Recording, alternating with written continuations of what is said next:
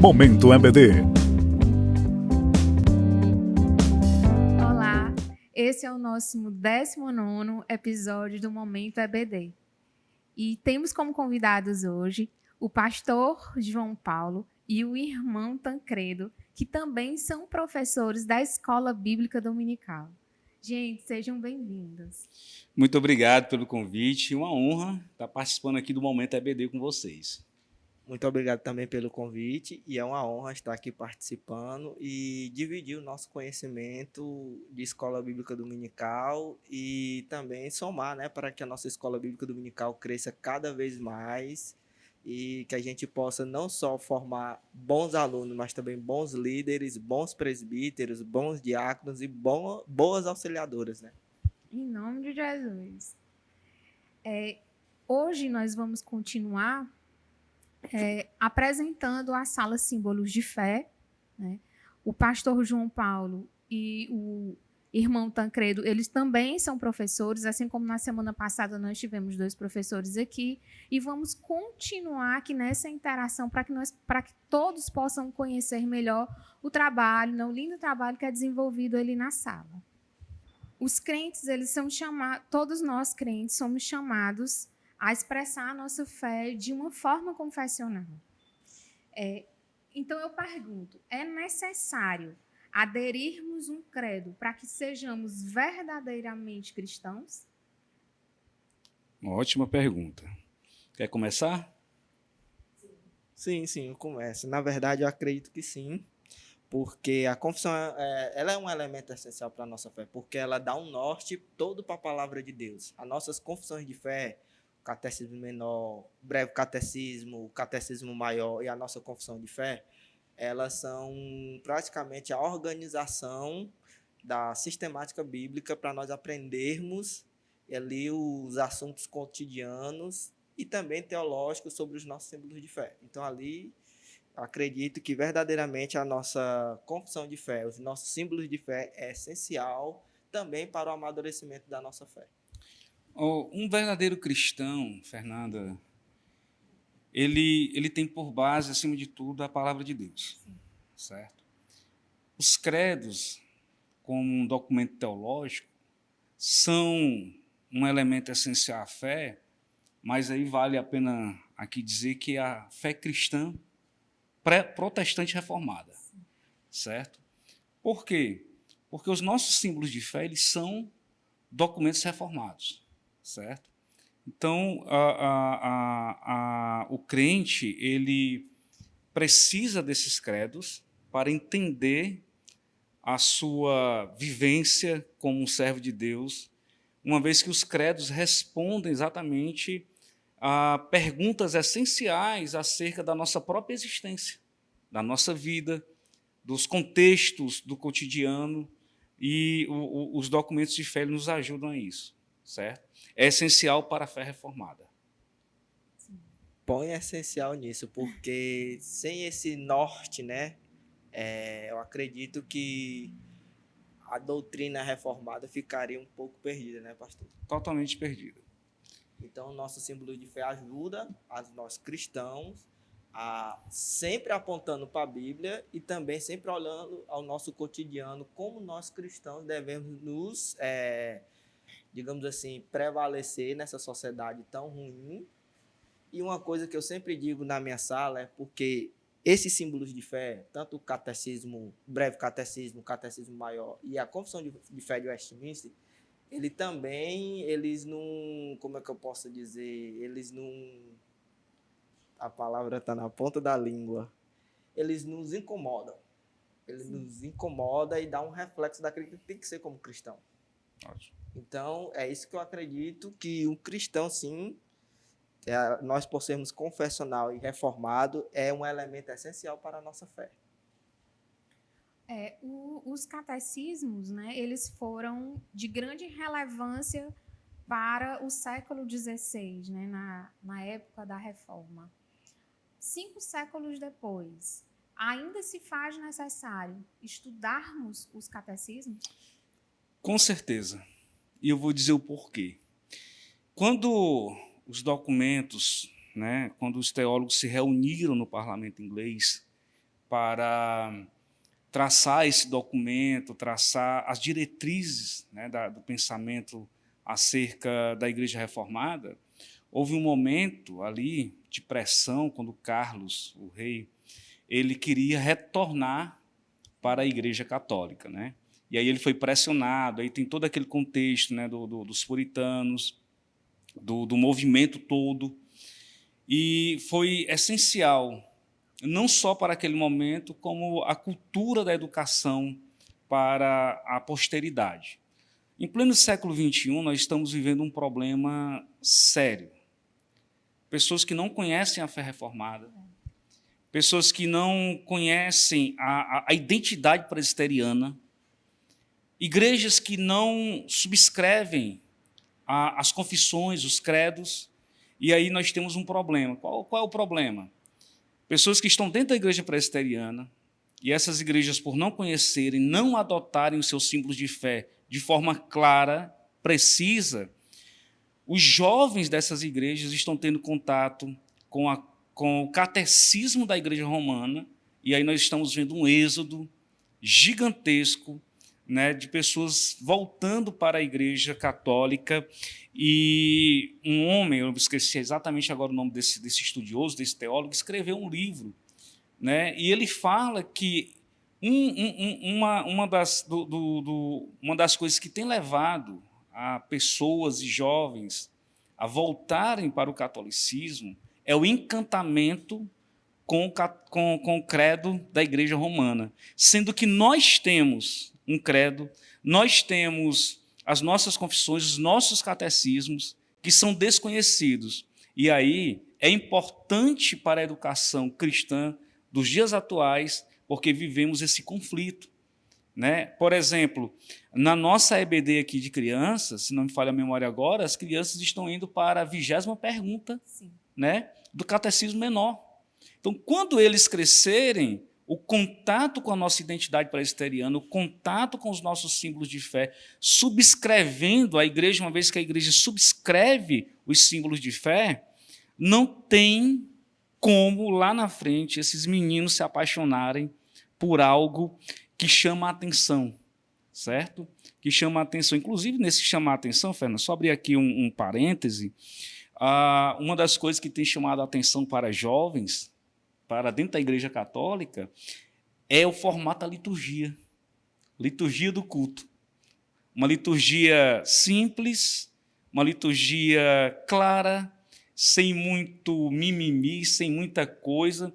E é interessante porque algumas igrejas, né, que se dizem presbiterianas têm uma liturgia confusa, conflituosa, e os jovens da atualidade, por estudarem, estão se sentindo atraídos pela Igreja Romana por causa dessa simplicidade e claridade na liturgia.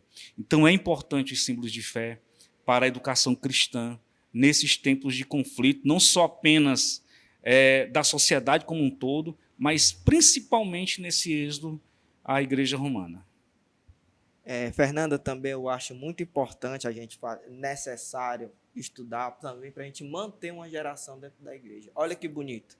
Você vê o Ministério Infantil trabalhando o breve catecismo, então ali eu já estou mantendo uma geração de presbiterianos. Formando uma base. Formando uma base para que mais tarde aquela geração seja viva dentro da igreja, estudando os símbolos da igreja, e mais tarde ela vai o quê? Quando ela for galgar outra sala, ela estiver em outra sala, ela vai estudar o quê? O catecismo maior e a confissão de fé. Então, estou mantendo como eu posso dizer, além de ser uma herança, também estou mantendo aquela chama viva presbiteriana juntamente com símbolos de fé. Então, estou mantendo uma geração, e eu já ouvi falar assim, que até algumas igrejas de cunho não presbiteriano também estão adotando esses símbolos de fé. Algumas igrejas congregacionais. Por quê? Sim. Porque se acha necessário manter esta geração de tradição reformada. Então, eu acho bonito quando é necessário para nós hoje, e eu acho bonito quando você vê, principalmente na minha sala, porque majoritariamente essa sala de jovens, mas é aberto para todos os públicos, eles ficam super empolgados quando a gente chega lá para estudar o catecismo maior, a gente faz aquela pergunta, sempre abre uma parte para a gente fazer uma discussão saudável para que eles possam, que seja salutar para o crescimento espiritual deles. Então, é necessário sim que nós podemos estudar e aplicarmos esses símbolos de fé na nossa igreja. É importante traçarmos, né, incutirmos a identidade reformada desde as crianças até a melhor idade, né, pastor? Até a melhor idade. Interessante, Fernanda. Eu dei, acho que algumas aulas, né, na sala, Isso. na pergunta número 1 do Catecismo Maior. E aí, só a primeira pergunta, acho que foi ali 3 semanas, se não me falha a memória, ou 4 semanas, né?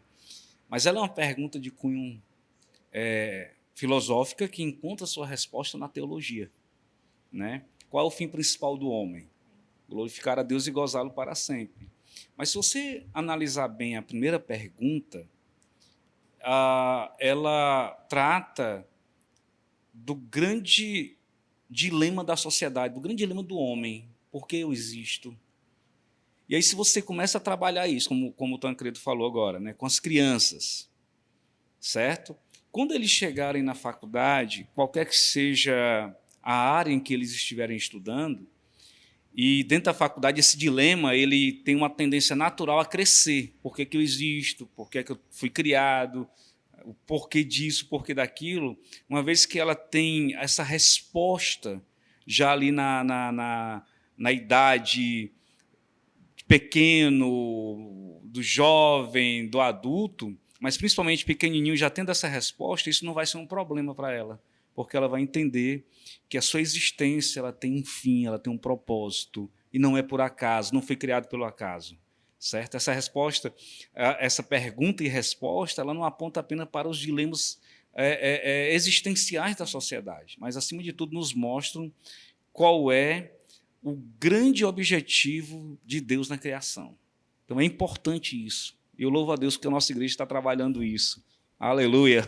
Presbiteriano também dá aleluia, viu? Então, glória a Deus, né, pastor? E também se faz necessário estudar, porque a gente vai ter, vamos prestar mais ou menos assim atenção, um jovem que ele está aprendendo o catecismo maior e ele chega na sua faculdade com toda aquela bagagem que ele aprendeu dos símbolos de fé, ele jamais vai ser enganado pelos rompantes mundanos que a gente vê por aí nas faculdades, porque ele vai ter a sua fé solidificada, ele vai ter a sua fé firme nos fundamentos da palavra de Deus. Então, é necessário estudar hoje e vem estudar com a gente, que a gente está aqui de braços abertos para receber vocês. Tancredo é um bom professor, viu, gente?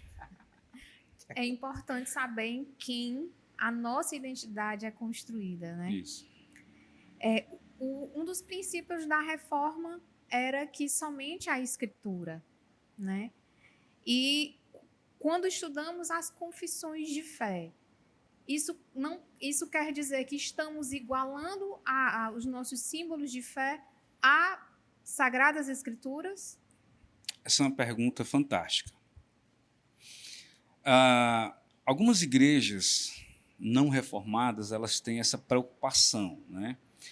E é interessante porque elas não entendem o princípio do sola scriptura, né? Eles têm essa dificuldade, sim, mas, ao mesmo tempo, essa preocupação em achar que uma igreja reformada ela está tomando o mesmo rumo, ou tomou o mesmo rumo da igreja romana, né? Para a igreja romana, tanto a tradição como as escrituras sagradas elas têm o mesmo peso, certo?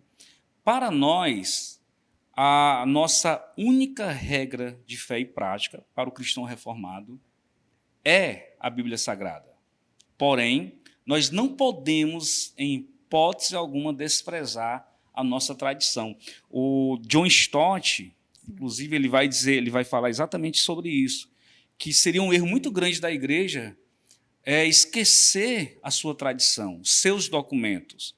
Não é que ela fique no mesmo pé de igualdade das Sagradas Escrituras, mas ela tem o seu valor, uma vez que ela é um documento profundamente bíblico.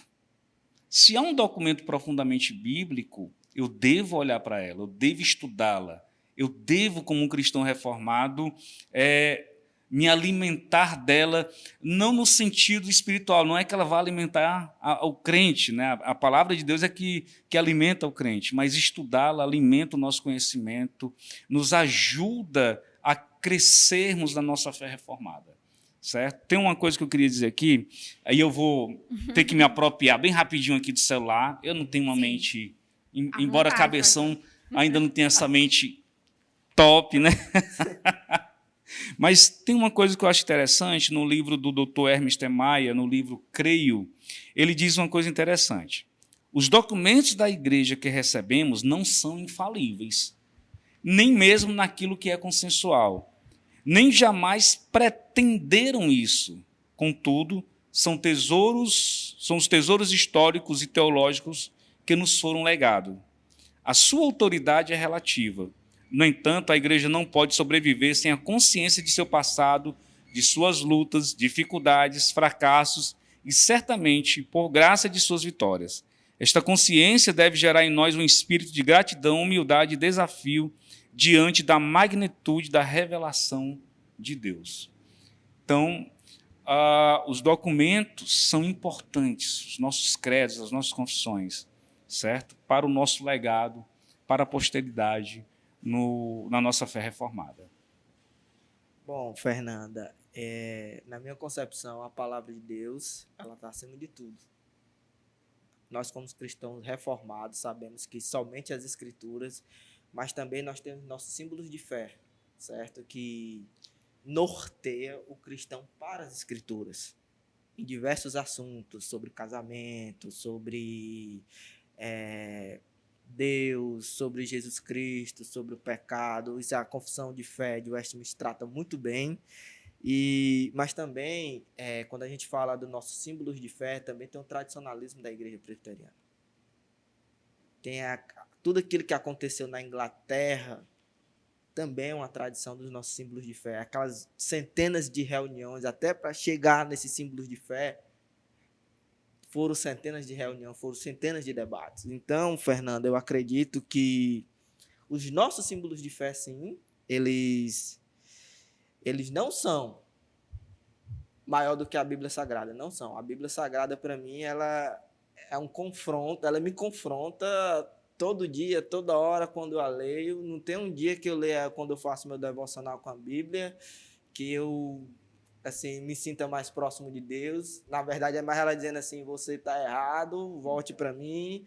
Mas, em termos, quando eu estudo o Confissão de Fé de Westminster e o Catecismo Maior e me esmero naquilo que está apontando para a Bíblia, para a Palavra de Deus, eu acredito que são símbolos tradicionais que norteiam para a Bíblia, mas também eles têm o seu devido valor teológico e nos ajuda a compreender cada vez mais as Escrituras Sagradas. Um dos reformados, eu não me recordo o nome agora, mas que ele falava que devemos estudar, sim, os símbolos de fé até que estes permaneçam subordinados à palavra de Deus. Isso. E assim o fazemos até hoje, não é isso? Isso. É interessante, viu, Fernanda e Tancredo? Tem um amigo, reverendo Alain René, né? Nós fizemos uma live recentemente, o porquê de evangélicos voltarem para o catolicismo, né? E uma das coisas que ele falou, e isso ficou bem guardado, é que a falta de entendimento da própria Igreja Reformada sobre o que seriam os documentos, o que seria a confissão de fé, o que seria os nossos símbolos de fé na realidade, tem levado muitos jovens ao catolicismo. Nós tratamos isso no primeiro ponto. Mais uma coisa que ele falou interessante, que nós temos a tradição diferente da Igreja Romana, que a tem como a palavra de Deus, bota no mesmo pé de igualdade, certo? Nós não, a diferença é essa, como o Tancredo falou, e eu falei no início, a Bíblia é a nossa única regra de fé e prática. Quando o grito do sola scriptura ele é ecoado, se ele ecoou, perdão, o que foi esse grito, se não colocar as Sagradas Escrituras no seu devido lugar? Nada mais, nada menos do que isso. Certo? Mas nós temos a nossa tradição. Ela não tem o mesmo peso, certo? Das Sagradas Escrituras, mas ela é importante. E nós não podemos desprezar a nossa historicidade, a nossa tradição. Sim. A Confissão de Fé de Westminster, ela é uma preciosa herança da Assembleia, né, de Westminster. Então, nós podemos considerá-la como um manual teológico da Bíblia? Com certeza. Inclusive, o doutor Solano Portela, presbítero, né, ele fala muito bem sobre isso, né, que os nossos credos, a nossa confissão, não é nada mais do que um compêndio teológico, uma sistematização da nossa teologia, né, daquilo que a Bíblia nos ensina. E você ali aprende muita coisa, certo? E o mais interessante, nós não temos um seminário, né, dentro da igreja, mas nós temos um conteúdo teológico à disposição da igreja. E a igreja não percebe o valor dessa grandeza teológica que nós temos em mãos, certo? E é importante isso. A igreja deve compreender o valor teológico da Confissão de Fé de Westminster. Na verdade, eu vou sustentar aquele que o pastor João Paulo falou. É uma teologia sistemática, robusta, que você vai ganhar conhecimento de toda teologia reformada. Você vê na nossa confissão de fé, e mais ainda quando você passa para o catecismo maior, quando você vai ter o confronto, com perguntas, como o pastor João Paulo já falou, filosóficas, que também são de cunhos teológicos. Então, isso é a maravilha dos nossos símbolos de fé. É, sim, para mim, uma teologia sistemática e profunda da palavra de Deus. Esses são os nossos símbolos de fé. Um dia eu fiz uma enquete no meu Instagram, e eu não me lembro agora a pergunta, mas me lembro de uma resposta. Um jovem, né, muita gente respondeu, colocando assim respostas assim vazias, mas um jovem colocou a resposta dizendo assim: eu sustento aquilo que a Confissão de Fé de Westminster, no capítulo tal, no artigo tal, me ensina. Esse jovem entendeu o valor teológico da Confissão de Fé de Westminster. Volto a dizer, nós não temos um seminário dentro da igreja, mas a igreja tem à sua disposição uma sistemática teológica fantástica. O conteúdo para... E para todas as idades. Diga-se de passagem. E ela é tão bíblica que na Confissão de Fé se tem capítulos destinados sobre a Bíblia Sagrada. Então, para mim, é uma sistematização fantástica da teologia bíblica. Bem sistematizado, bem fácil de você ler e entender e aplicar na sua vida e no seu cotidiano. Por isso que eu acho os nossos símbolos de fé fantásticos. Alguns conceitos, eles foram, podemos dizer que eles foram atualizados ao longo do tempo, né? Livros científicos, um conceito que era há 20, 30 anos, hoje já não prevalece mais. E vem agora a pergunta, a formulação das nossas confissões de fé, elas são válidas até hoje? Elas são aplicáveis até hoje? Com toda certeza. Quer começar essa daí? Eu estou falando todos inicialmente, né? Vou deixar o mestre falar também. Vamos lá. Eu acredito que sim, elas são válidas para os dias atuais, porque, Fernanda, eu vou ser bem sincera, lá fora tá um negócio meio louco. Um caos, né? Um caos de... A gente vê cristãos reformados pegando daqui, pegando dali, olha isso aqui, acolá, e a gente acaba não se adetendo aos nossos símbolos de fé. E para nós, Fernanda, o que eu acho? Ela é válida sim para os dias atuais, porque ela vai me ensinar como eu tenho que me comportar como cristão nesse mundo que está um caos lá fora. Então, os nossos símbolos de fé, principalmente a nossa confissão de fé de Westminster, ela vai me dar todo o amparo de comportamento para me ser um bom cristão reformado e piedoso lá fora. Não arrotando um dicionário teológico bom, mas sim naquela piedade, naquela simplicidade daquele cristão que se esmera em estudar a palavra de Deus. Então, para os nossos dias atuais, ela é válida assim. Ela tem que ser aplicada assim. E o que é mais engraçado, quando eu vou preparar uma aula, primeiro eu me preparo em oração, se esmerando na palavra de Deus, me gastando na palavra de Deus e também nos nossos símbolos de fé. Porque, querendo ou não, você vai encontrar aquele aluno que está trazendo aquela dúvida lá de fora, lá da universidade ou da escola, querendo confrontar com os nossos símbolos de fé. Então, a gente tem que estar preparado, a gente tem que se esmerar, se gastar mesmo no estudo bíblico. E, como eu acho esses símbolos de fé tão fantásticos, eu não deixo de vociferar ele no meu trabalho. Eu falo assim, até escondidamente, mas eu não deixo de vociferar, eu não deixo de falar. E o que é mais engraçado, pastor João Paulo, quando eu pego a condução para ir para o meu trabalho, sempre eu estou lendo o breve catecismo, né? E um funcionário chega, o que é isso aí? E ele já me dá uma oportunidade de evangelizar. Que eu já boto na primeira pergunta, e aquela pergunta, qual é o teu fim? O meu fim é glorificar a Deus. Aí ele já fica com aquelas, sabe? Ele já foi confrontado ali. Ele disse, rapaz, eu tenho que estar perto daquele cara. Eu tenho que saber mais desse símbolo de fé. Então, ela é válida para esses dias atuais, para mim, como evangelismo, e também como viver no meio desse mundo que lá fora está um caos, uma mistura de conhecimento. Ainda bem que a gente tem esses símbolos de fé para a gente saber separar o que é de Deus e o que não é, né? Verdade. Dentro dessa questão que o Tancredo começou falando, sobre esse caos, né? Eu diria que é um caos teológico, Sim. certo? Dentro do movimento neopentecostal, dentro de vários movimentos, né? Dentro da igreja cristã. E o que mais me chama a atenção é que esses braços do neopentecostalismo estão entrando dentro da igreja. Certo?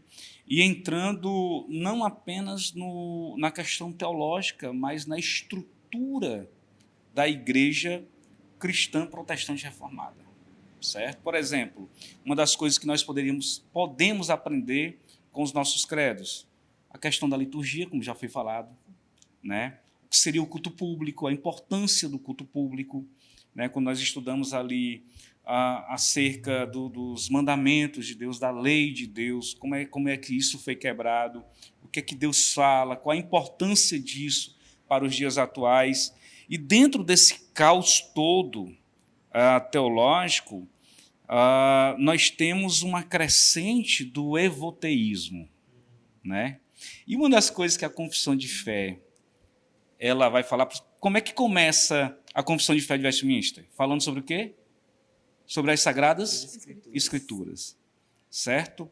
A infabilidade, a relevância das Sagradas Escrituras nos dias atuais. E eu vejo jovens que se dizem professar a fé protestante, reformada calvinista, mas, ao mesmo tempo, namoram ou até mesmo já se casaram com o evoteísmo. Dançam constantemente com o evoteísmo, dançam constantemente com conceitos filosóficos, certo? Tentando aliar o conceito filosófico deste mundo com as Sagradas Escrituras, misturando todas as coisas. E a Bíblia, ela, como única regra de fé e prática, o que ela fala deve ser atendido. Então, por exemplo, a ciência coloca dificuldade no capítulo 1 ao capítulo 3 de Gênesis. Aí, quando você volta os seus olhos para o Catecismo Maior, o Catecismo Menor, a Confissão de Fé de Westminster, ela sustenta a inerrância das Sagradas Escrituras. Então, se nós queremos, de fato, entender, ou se nós somos cristãos protestantes reformados, os nossos símbolos de fé devem ser analisados e obedecidos naquilo que a Bíblia lhe diz para obedecer. Certo? Então, há uma confusão, além dessa confusão teológica do neopentecostalismo, nós vemos essa crescente do evoteísmo e tantos outros ismos, né, invadindo a mente e a igreja do Senhor Jesus. Até mesmo o dualismo, né, pastor? O dualismo. Que vai de contra as Sagradas Escrituras e também aos nossos símbolos de fé. Então, graças a Deus, eu glorifico a Deus, porque homens lá atrás lutaram para a gente ter esses símbolos de fé.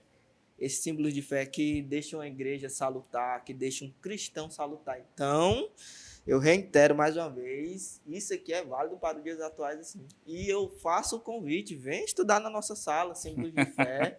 Tem o presbítero Emar, tem um diácono Ayrton, o pastor João Paulo está sempre ali nos assessorando, sempre ali dando a sua mentoria, sempre ali dando as suas dicas. Então, vem estudar com a gente símbolos de fé para se aprofundar mais na nossa teologia reformada, que é uma beleza, né? E Tancredo, é o tem uma momento coisa... merchan da sala, viu, gente? E tem uma coisa interessante, né?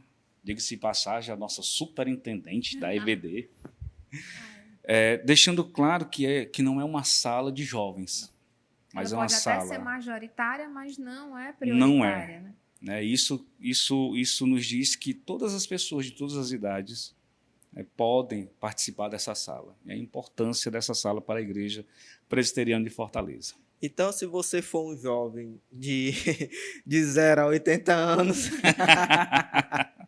está convidado para a nossa sala. E a pergunta que não quer calar: o que todo presbiteriano inteligente deve saber? Eu diria que todo presbiteriano inteligente deve saber sobre sua confessionalidade. Histórica, bíblica, de herança. Nós não conhecemos, Fernanda, a nossa história. Então, se um cristão presbiteriano ele quer ser inteligente, ele deve conhecer sua herança. De onde viemos, o que somos e por que somos assim. Porque subscrevemos as nossas confissões, os nossos credos. E pegando aqui o punho do pastor João Paulo, eu queria dizer também que quando você olha para a história da Igreja Presbiteriana do Brasil, ou lá atrás o movimento reformado que tem, você pega exemplos bons desses homens que tinham uma vida espiritual maravilhosa, uma vida de comunhão com Deus. Poderia citar vários, mas aqui, para mim, para você ser um bom presbiteriano e inteligente, eu vou assegurar que o pastor João Paulo diz, estudar a história da sua igreja, estudar a história da sua denominação, estudar os seus símbolos de fé, se esmerar em aprender a Bíblia e exercitar a sua piedade. Isso é que um presbiteriano inteligente tem que ser. Estudar a palavra de Deus, conhecer a sua história e exercitar a sua piedade. Posso contar 2 testemunhos? Pode, à vontade. Um tem a ver com a Igreja Presbiteriana de Fortaleza e outro com a igreja onde eu fui pastor. Né? Começando aqui pela IPF, tem um grupo de irmãos aqui da igreja que são novos, eles vieram de uma igreja neopentecostal. E um dia eu fui visitá-los, agora recente, e conversa vai, conversa vem, cuscuz vai, cuscuz vem. Famoso cuscuz, viu? Eles me disseram que toda semana, há mais ou menos 6 meses, eles se reuniam como um pequeno grupo para estudar. Eu disse, cara, que coisa legal e tal. Vocês estudam o quê? Aí o irmão, a Confissão de Fé de Westminster. Já pensou? E aí eu disse, eu não posso perder essa oportunidade. Eu disse, gente do céu, eu quero vir ajudar vocês nesses estudos. E eles ficaram muito, muito, muito felizes, né? E aí eu fui. Aí eles pediram para, antes de entrarmos na nas perguntas seguintes da Confissão de Fé de Westminster, é tratar sobre alguns assuntos teológicos, né, da nossa igreja, né, da nossa essência. E eu comecei falando sobre batismo infantil. E eles tinham assim, dúvidas, né, como todo mundo tem, acerca do pedobatismo. E após aquele momento de exposição, de estudo, eles chegaram à conclusão de que realmente o batismo infantil é bíblico. E aí no outro dia eu estava lá e ele mandou uma mensagem para mim: pastor, nós ficamos até 1h da manhã, nos deleitando com o estudo. Já pensou? Então, há pessoas, inclusive, dentro da igreja, que são presbiterianos, mas não concordam com a nossa doutrina. Eu não lembro agora o nome do pastor, não sei se foi o Boanerges, não lembro exatamente. Ele diz uma frase que é mais ou menos assim: você não é obrigado a ser presbiteriano, mas uma vez que você é presbiteriano, seja presbiteriano. E com honra, né? Então, veja só, irmãos, um grupo de gente que começou a estudar, começou a ver vídeos do Nicodemos, do Hernandes, Paulo Júnior e tantos outros, e começaram a estudar sozinho a Confissão de Fé de Westminster. Na igreja que eu fui pastor, quando eu cheguei há mais ou menos 7 ou 8 anos atrás, e eu comecei a trabalhar, né, a essência do presbiterianismo. Eu rebatizei em torno de 20 pessoas, porque essas pessoas vieram de igrejas neopentecostais, né, como a IURD, né, e tantas outras. E após aquele tempo de estudo, no final do ano, eu rebatizei mais ou menos 20 pessoas. Pessoas que já exerciam liderança, pessoas que exerciam com fidelidade, né, a sua vida ali dentro, né, da igreja, mas entenderam a necessidade após a exposição, né, entendendo a sua herança, entendendo a herança da igreja presbiteriana, o nosso conteúdo teológico, que nós somos, de onde viemos, entenderam a necessidade de serem rebatizados. Eu fiquei maravilhado com isso. Pastor, só para quem nos assiste, que não deixe nenhuma dúvida, né, explicar para quem está nos assistindo por que é que a igreja presbiteriana tem essa postura de rebatizar e quem é que deve ser rebatizado, para que não fique... Ótimo, né, uma boa pergunta. Dúvida. Existem algumas igrejas que são consideradas igrejas neopentecostais, certo? Igreja Universal do Reino de Deus, a Igreja Mundial do Poder de Deus, né? E elas têm uma teologia que... aberta, né? Aberta, liberal, mas, acima de tudo, as chamadas teologia da prosperidade, certo? Aonde ensina-se a fé por meio de uma troca, de uma barganha com Deus, né? Não existe um conteúdo firmemente bíblico, teológico. E as igrejas, na realidade, as pessoas que saem dessas igrejas e encontram a fé bíblica reformada, elas passam, né, por um rebatismo, primeiro por não entender o que é o batismo, por não saberem nem o que é ser cristão, né? Conta-se a história de uma pessoa que estava passando, estava tendo um batismo, e ela perguntou o que era aquilo. Não, está tendo um batismo. E eu posso entrar na fila? Pode. E ele entrou na fila, foi batizado, sem ser cristão, sem professar a fé, saiu dali, foi para um bar e bebeu todas. E acontece muito disso, muito dessas coisas, certo? Por isso a importância desse legado, do entendimento do que seja a fé presbiteriana, né? Não é que nós entendemos em momento algum que o batismo salva, mas a profundidade do que é a aliança, do que é o pedobatismo, do que significam os sacramentos como meios de fé. Então, essas pessoas precisam entender isso. Por isso elas são rebatizadas. Na verdade, precisam também tirar aqueles vícios que vêm dessas igrejas neopentecostais. Então, por isso que é necessário que haja não só um rebatismo, mas também uma sala de catecúmenos para Catecúmenos, forte. tirar aqueles vícios não bíblicos, para ele começar a entender os padrões que a Bíblia deve reger sobre a vida dele. Não aquele mais negócio fé, dinheiro e fé, aquela barganha, mas sim aquele negócio que Paulo bem disse, né? É tudo posso naquele que me fortalece. Amém. Tipo assim, eu tô aqui preso, mas Jesus está me fortalecendo. A minha avó já partiu, tia-avó, na realidade.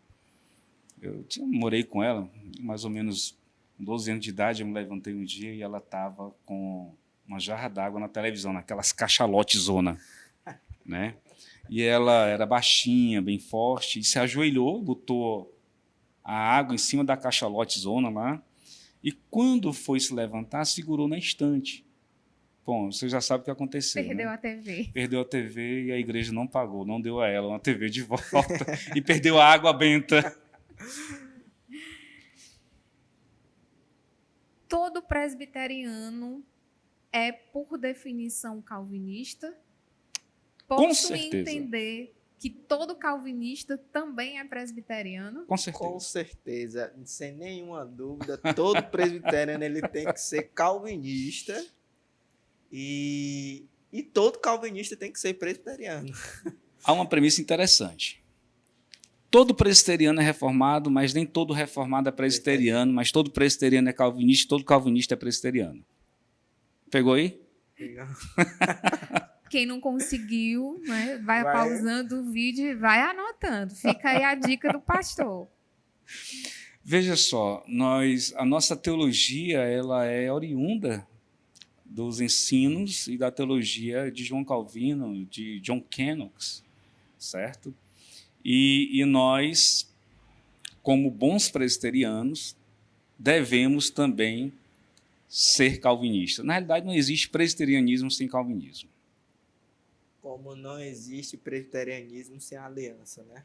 Sem Exatamente. aliancismo. Então, para mim, o presbiteriano ele tem que ser calvinista porque, no meu entendimento, não sei se acontece isso com vocês, quando eu estou lendo principalmente até o Evangelho, eu acho que eu sou tão calvinista, não hiper, mas calvinista, porque eu já consigo identificar, olha aqui o primeiro ponto, ou aqui o segundo ponto, ou aqui o terceiro ponto, ou aqui o quarto ponto, ou aqui o quinto ponto.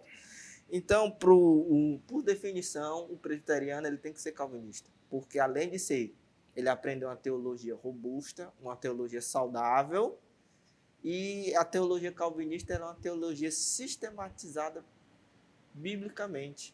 Ela não foge da Bíblia. Ela respalda aquilo que a Bíblia diz que tem que ser.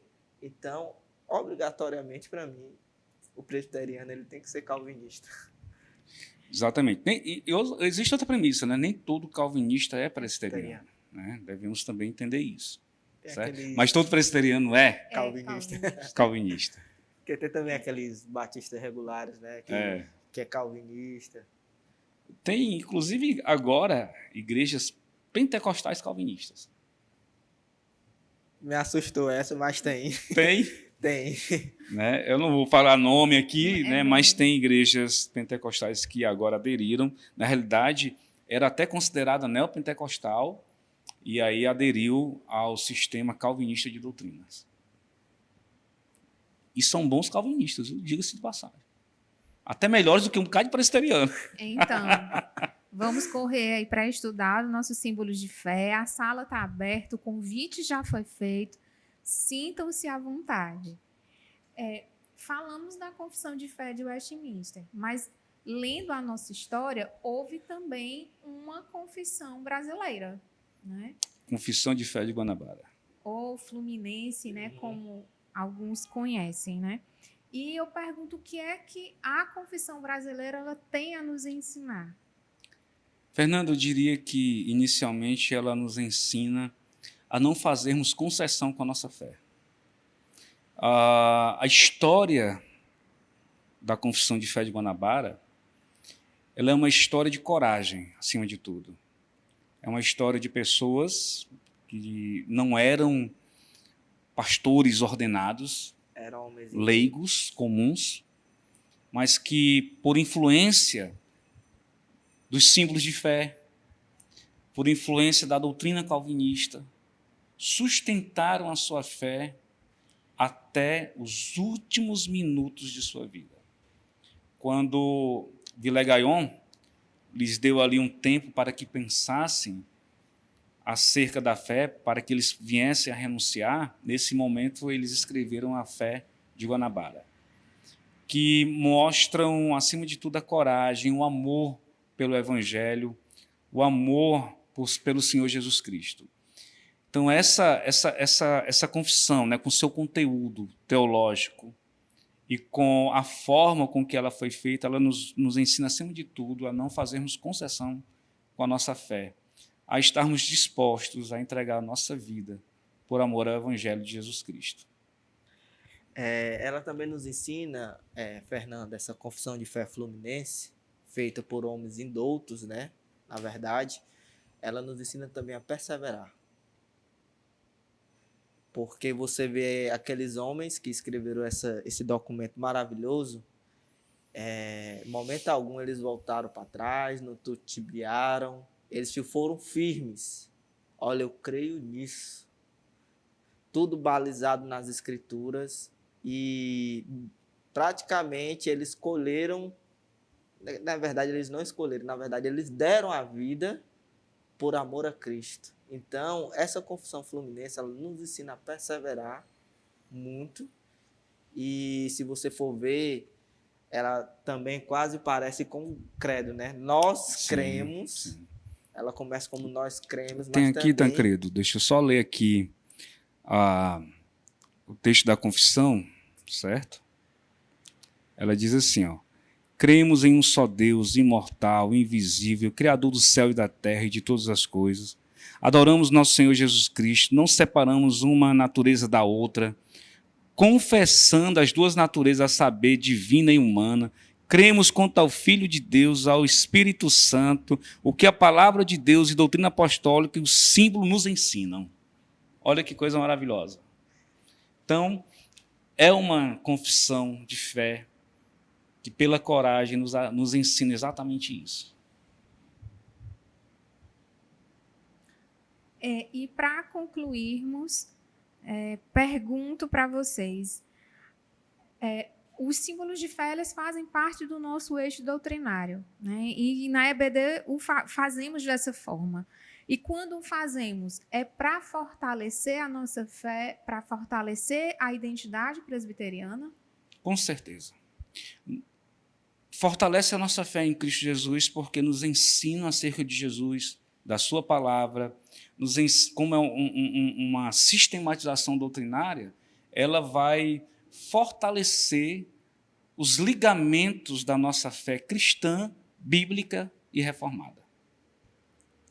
Como eu já disse lá anteriormente aqui, quando a gente começou, Fernanda, ela fortalece a identidade presbiteriana e também ajuda a manter a geração. Quando você fala no eixo doutrinário, entendeu? Você está ali também mantendo uma geração viva. Sempre quando eu começo as minhas aulas, eu digo assim, olha, eu não estou aqui falando para jovens ou para adultos, eu estou aqui falando para futuras mulheres auxiliadoras que vão ser missionárias ou que vão ajudar os seus esposos na obra de Deus. Eu estou falando aqui para futuros diáconos, para futuros presbíteros, para futuros pastores, docentes. Então, essa ajuda também a manter a identidade presbiteriana e também ajuda a manter uma geração. Então, essa sala de eixo doutrinário é muito importante para a igreja. Você vê que quando a gente recebe aquela doutrina maravilhosa no púlpito e quando ela chega na sala, a gente ali já ajuda melhorando, se esmerando na palavra de Deus, ajuda o aluno compreender cada dia mais as doutrinas. E aí eu digo, a nossa doutrina é sistematizada e fácil de aprender, e fácil de viver com ela e fácil ainda de aplicar. Então, eu acredito que fortalece sim a identidade presbiteriana e um dos meios que a gente tem de não só a identidade presbiteriana, mas ajuda assim, a fortalecer o cristão presbiteriano no momento da luta. Porque nessa sala de eixo doutrinário ele vai se poxa, como Deus é soberano. Aconteceu isso comigo, mas eu estou debaixo da soberania de Deus. Então ela sempre vai ajudar a fortalecer também um cristão presbiteriano. Vou deixar aqui aberto para que o pastor, o irmão, que são professores, façam um convite para quem ainda não está na escola bíblica dominical. Amém. Meus irmãos, a EBD é importante para fortalecer os músculos da nossa fé. Se você se acha raquítico na sua fé, se você acha que necessita de uma vitamina, venha para a EBD. Em especial para a nossa sala. Temos também uma sala, né, Fernanda, que acontece de outra forma, ela é online, que é a sala de catecúmenos, onde estudamos também algumas questões ou algumas perguntas do Catecismo Maior, mas principalmente entregamos todo esse compêndio acerca da nossa fé reformada, né? Uma das perguntas que a Fernanda nos fez foi sobre o que todo presbiteriano inteligente precisa saber.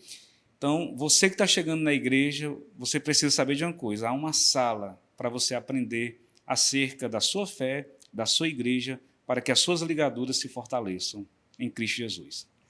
O meu convite vai também para aqueles que estão nos assistindo, né? E que nós temos assim uma diversidade de salas com temas bíblicos, e essas salas estão voltadas para que você tenha conhecimento cada vez mais das Escrituras, que você seja um crente abalizado nas Escrituras. E também eu lhe faço o convite não só para aqueles que não são crentes, mas para aqueles que são crentes, quando o culto está acabando, está querendo dar aquela fugidinha, fica mais um pedacinho, vem estudar a Bíblia com a gente. Nós temos sala de casais, temos o ministério infantil, temos os internautas, né, com os adolescentes, temos a sala de soberania de fé, temos uma sala aqui no templo muito boa, temos professores que são capacitados e se capacitam cada vez mais para aprender e também pôr em prática o ensino bíblico junto com os alunos da Escola Bíblica Dominical. Então, não tem desculpa para sair mais cedo do culto ou para não participar da Escola Bíblica Dominical, gente. Agradecemos demais a presença de vocês e contamos com novos encontros também, viu? Grato demais pelo convite, Fernanda. Deus abençoe você, a sua vida aí. O professor Tancredo, professor top. Eu agradeço pelo convite e que venham mais momentos como esse, que a gente possamos ter comunhão, né? Assim, por mais que nós estemos aqui aprendendo um com o outro, mas também temos comunhão, que nós possamos trocar também ensinamentos, você como superintendente, você como apresentadora desse programa. Gente, top, viu? Uma apresentadora top. E eu agradeço também pela nossa igreja, que tem essa visão de aprimorar os professores e passar uma doutrina bíblica para os seus membros. Então, eu oro todo dia por isso, pelo conselho dessa igreja, pela junta diaconal, pelas mulheres, pelas crianças, pelos adolescentes, pelos jovens, porque também eles são o futuro dessa igreja. Então, agradeço demais por esse convite e vem fazer parte dessa EBD aí com a gente. Domingo é dia do Senhor. E domingo é dia de Escola Bíblica Dominical. E até o próximo Momento EBD.